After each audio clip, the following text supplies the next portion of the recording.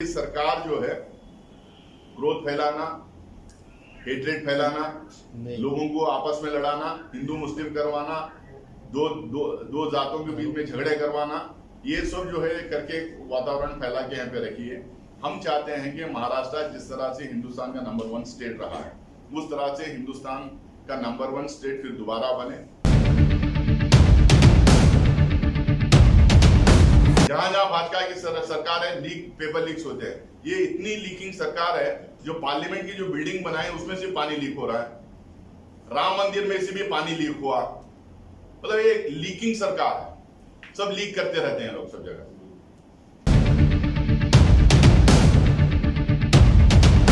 नमस्कार, आज की इस प्रेस वार्ता में हमारे साथ में सीनियर लीडर एमएम शेख साहब हैं, श्रीनिवास त्रिपाठी जो यहाँ पे मीडिया और कम्युनिकेशन का काम देते हैं, श्रीनिवास जी हैं, और तमाम पत्रकार साथियों का भी मैं स्वागत करना चाहता हूँ आज की इस प्रेस वार्ता।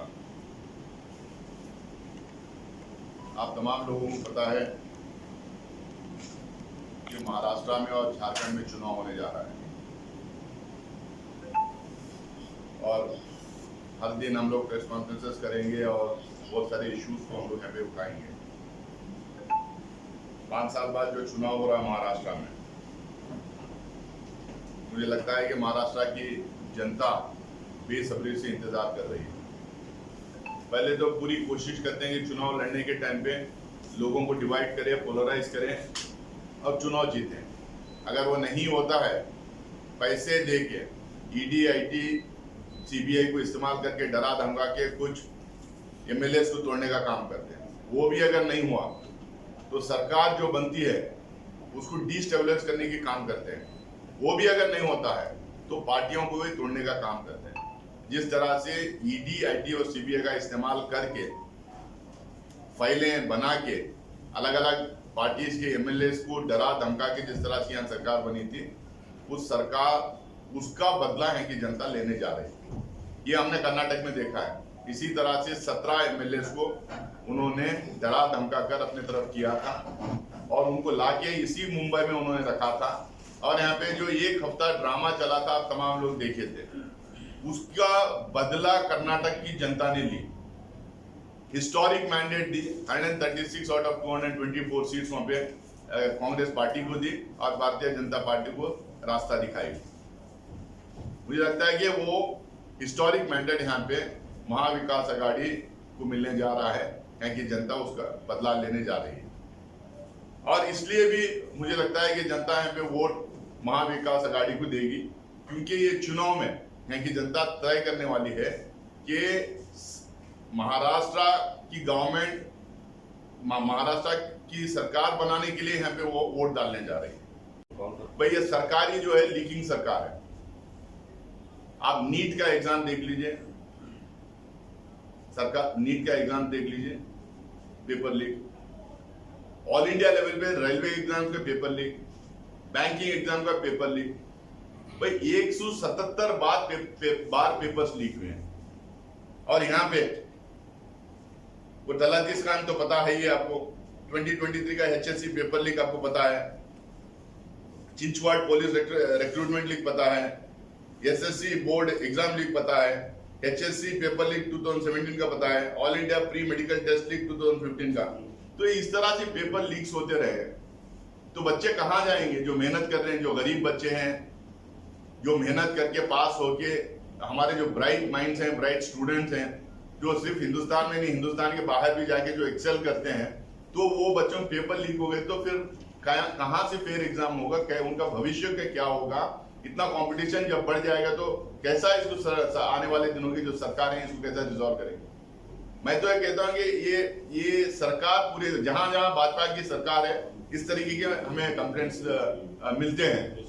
जहां जहां भाजपा की सरकार है, पेपर लीक्स होते हैं। ये इतनी लीकिंग सरकार है, जो पार्लियामेंट की जो बिल्डिंग बनाई उसमें से पानी लीक हो रहा है, राम मंदिर में से भी पानी लीक हुआ। मतलब ये लीकिंग सरकार है, सब लीक करते रहते हैं लोग सब जगह। कल सीएम साहब ने कांग्रेस को बोला कि कांग्रेस हफ्ता लेती है, जबकि भाजपा जो है बोलती कि हम हफ्ता देते हैं, इसके बारे में क्या कहेंगे आप? नहीं, मैं आपको जो है पूरा मैंने लिस्ट आउट करवा दिया है कि कौन हफ्ता लेते हैं, कितना परसेंटेज लेते हैं, कर्नाटका में इन्होंने क्या किया था, कैसा इनके मंत्री लोग, कैसा इनके मुख्यमंत्री कर्नाटका में फंसे हुए थे, यहाँ कौन से कंपनियों को दिए हैं, कितना कितना बड़ा स्कैम यहाँ पे चला है, किस तरह से यहाँ से कंपनीज को उठा के गुजरात को ले जा रहे हैं। मैं तो पूरा लिस्ट आउट किया हूँ। ये हफ्ता वसूली तो है ही है, ये कमीशन कोर्ट सरकार है। और ये वापस जो है लॉ एंड ऑर्डर की जहां बात हम करेंगे, सिर्फ हफ्ता वसूली नहीं, हफ्ता वसूली करने वालों को भी जो है ये पूरा स्कोप बना के दे रहे हैं। अभी जो एनसीपी अजीत पवार जी की के पार्टी के जो नेता बाबा सिद्दीकी साहब की जो हत्या हुई है, जिन लोगों का नाम उसमें आ रहा है, और इस तरह का जो भय का वातावरण जो मुंबई में क्रिएट हो रहा है, ये किसकी वजह से, ये कहां से आ रहा है? इसी से सब तो हफ्ता वसूली बढ़ेगा। आज फिल्म इंडस्ट्री में भय का वातावरण क्यों बना हुआ है? कॉर्पोरेट सेक्टर में भय का वातावरण क्यों बना हुआ है? इसके लिए रिस्पॉन्सिबल कौन है? तो ये इसके ऊपर शिंदे साहब जो कांग्रेस अपोजिशन में रह वालों से क्या सवाल करें? मैं ये जो सरकार में है, ये लॉ एंड ऑर्डर कितना इंप्रूव किए हैं, कितना हफ्ता वसूली इन्होंने किया है, कितना हफ्ता वसूली करने वालों को इन्होंने फायदा पहुंचाया है, कितना ये भय का वातावरण इन्होंने क्रिएट किया, उसका जवाब देना चाहिए। हफ्ता वसूली की हम बात कर रहे हैं तो मैं एक बात बोलना भूल ही गया।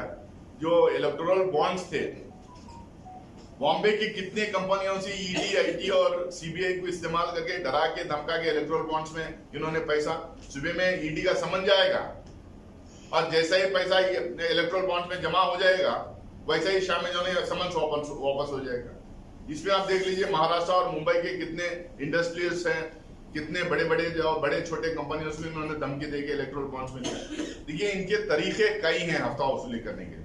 इन्होंने हफ्ता वसूली को लीगलाइज और लेजिटिमाइज कर लिया है। जिस तरह से योगी जी ने नारा दिया है, जो बटेंगे तो कटेंगे, उसका भी जगह जगह मुंबई में होर्डिंग लगाए जा रहे हैं और योगी जी प्रचार के लिए भी आने वाले हैं, उसको लिए क्या कहेंगे? देखिए हम कहते हैं कि पूरा देश एक होना चाहिए, देश बंटना नहीं चाहिए। देश में जो लोग हैं, अलग अलग समुदाय के, अलग अलग जात के, अलग अलग भाषा बोलने वाले, ये आपस में बंटना नहीं चाहिए। पूरा देश एक होना चाहिए। पूरा देश एक होकर आगे बढ़ेगा तो हम लोग पूरा एज ए देश जो हम डेवलप करेंगे। कोई हर जात, हर कास्ट, हर भाषा बोलने वाले कहेंगे हम कटेंगे तो बटेंगे, हम बटेंगे तो कटेंगे करके ये बोलना नारा अगर देना जाएंगे तो इनकी मानसिकता और इनकी मंशा क्या है आप लोगों को पता है।